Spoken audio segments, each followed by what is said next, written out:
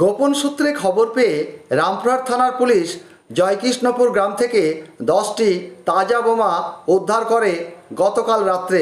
খবর দেওয়া হয় বম স্কোয়াডকে। সোমবার রামপুরহাট গরুর হাটের পাশে বম স্কোয়াড এসে বোমাগুলো নিষ্ক্রিয় করে।